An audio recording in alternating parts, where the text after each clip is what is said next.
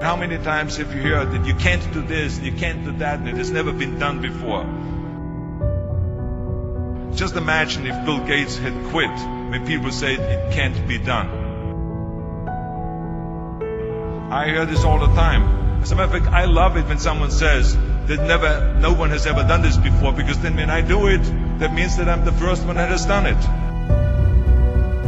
And I said to my family, I want to be a bodybuilding champion. Now you can imagine how that went over in my home in Austria. My parents, they couldn't believe it. They would have been just happy if I would have become a police officer like my father, or married someone like Heidi, who had a bunch of kids and ran around like the Van Trapp family in Sound of Music. That's what my family had in mind for me, but something else burned inside me. Something burned inside me. I wanted to be different. I was determined to be unique. I was driven to think big and to dream big. Everyone else thought that I was crazy. My friend said, if you want to be a champion in a sport, why don't you go and become a bicycle champion or a skiing champion or soccer champion? Those are the Austrian sports. But I didn't care. I wanted to be a bodybuilding champion and use that to come to America and use that to go into the movies and make millions of dollars. So pay no attention to the people that say it can't be done. After all, I remember that after I was finished with my bodybuilding career, I wanted to get into acting and I wanted to be a star in films. You can imagine what the agents said when I went to meet all those agents. Everyone had the same line, that it can't be done. The rules are different here. It says, look at your body. You have this huge, monstrous body and overly developed that doesn't fit into the movies. You don't understand. This was 20 years ago, the Hercules movies. Now there's the little guys that are in, Dustin Hoffman, Woody Allen, Jack Nicholson. And the agent also complained about my accent. He says, no one ever became a star with an accent like that, especially not with a German accent. And yes, I can imagine with your name, Arnold Schwarzenegger or whatever the name is, on a billboard. Yeah, that's going to draw a lot of tickets and sell a lot of tickets. Yeah, right. So this is the kind of negative attitude they had, but I didn't listen to those rules. Even though they were very nice and they said, look, we can get you some bit parts. We can get you to be playing a wrestler or a bouncer. Oh, maybe with your German accent we can get you to be a Nazi officer in Hogan's Heroes or something like that. But, I didn't listen to all this. These were their rules, not my rules. I was convinced I could do it, that if I worked as hard as I did in bodybuilding, 5 hours a day, and I started getting to work, I started taking acting classes, took English classes, took speech classes, dialogue classes, accent removal classes I even took. And finally I broke through. And I started getting the first parts in TV, Streets of San Francisco. Lucille Ball hired me. I made Pumping Iron, Stay Hungry, and then I got the big break in Conan the Barbarian. And there the director said, if we wouldn't have Schwarzenegger, we would have to build one. Now think about that. And then when I did Terminator, I'll be back. Became one of the most famous lines in movie history, all because of my crazy accent.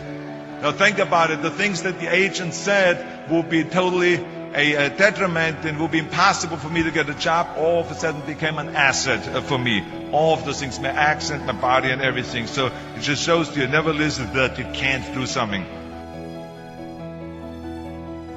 And you have to work your way up, of course, run for something else first. I mean, it was the same when I ran for governor. The same lines, that you have to work your way up, it can't be done. And then, of course, I ran for governor, and the rest, of course, is history. They said you have to start with a small job as mayor, and then as assemblyman, and then as lieutenant governor, and then as governor. And they said, that's the way it works in a political career. I said, I'm not interested in a political career. I want to be a public servant. I want to fix California's problems and bring people together and bring the parties together. So, like I said, I decided to run. I didn't pay attention to the rules, and I made it, and the rest is history. People ask me all the time, they say to me, what is the secret to success? So many young people are getting so much advice from their parents and from the teachers and from everyone. But what is most important is that you have to dig deep down and ask yourselves, who do you want to be? Not what, but who. And I'm talking about not what your parents and teachers want you to be, but you. I'm talking about figuring out for yourselves what makes you happy. No matter how crazy it may sound to the people. I spent a lot of time by myself so I could figure out and listen to what is inside my heart and inside my head. Something burned inside me. I wanted to be different. I was determined to be unique. I was driven to think big and to dream big. I always wanted to be very intense. I always wanted to be number one. I took it very seriously in my career. And so this intensity always paid off for me. This commitment always paid off for me. I didn't want to just be a bodybuilding champion. I wanted to be the best bodybuilder of all times. I didn't want to just be a movie star. I wanted to be a great movie star that's the highest paid movie star and have above the title billing. I mean, how many times have you heard that you can't do this and you can't do that and it has never been done before? I hear this all the time. I was told to my face, you're nothing but a giant muscle. You can't act. You have no future and you have an accent that is laughable. That just shows you again so much for it can't be done. This is why I try to tell you, anything and everything can be done if you can visualize it, if you believe in yourself. You're going to find the naysayers in every turn that you make. Don't listen. Just visualize your goal, know exactly where you want to go. Trust yourself. So pay no attention to the people that say it can't be done. Trust yourself no matter what anyone else thinks. What is the point of being on this earth if all you want to do is be liked by everyone and avoid trouble? We have so many rules in life about everything. The only way that I ever got any place was by breaking some of the rules.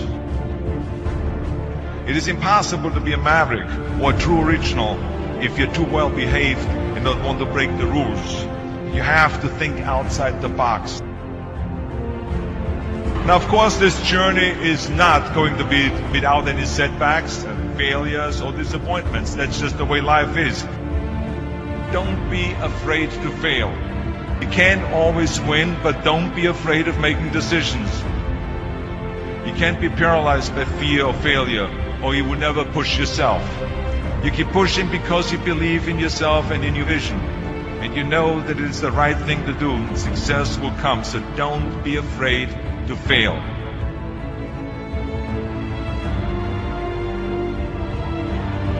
I always believe leaving no stone unturned. That's what makes you a champion. When you're out there partying, horsing around, someone out there at the same time is working hard. Someone is getting smarter and someone is winning. You never want to fail because you didn't work hard enough. But if you want to win, there's absolutely no way around hard work. No pain, no gain. Whatever path that you take in your lives, you must always find time to give something back. Something back to your community, give something back to your state or to your country. Tear down that mirror. Tear down that mirror that makes you always look at yourself.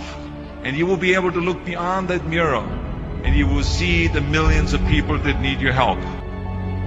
Reaching out and helping people will bring you more satisfaction than anything else you've ever done. Trust yourself, break some rules, don't be afraid to fail, ignore the naysayers, work like hell, and give something back.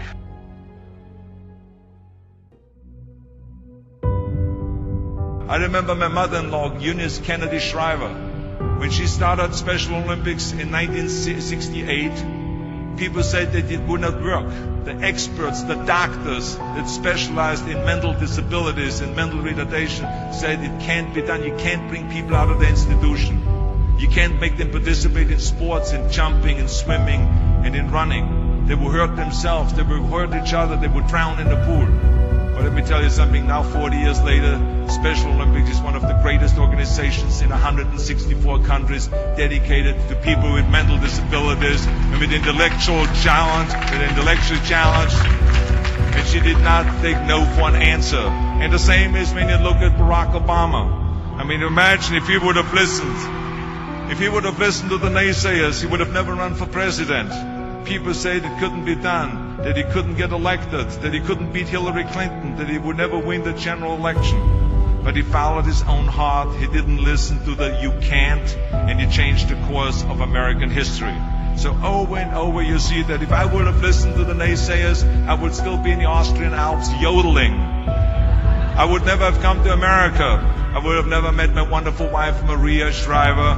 I would have never had the wonderful 4 kids. I would have never done Terminator, and I wouldn't be standing here in front of you today as governor of the greatest state of the greatest country in the world. So I never listened that you can't. I always listened to myself and said, yes, you can.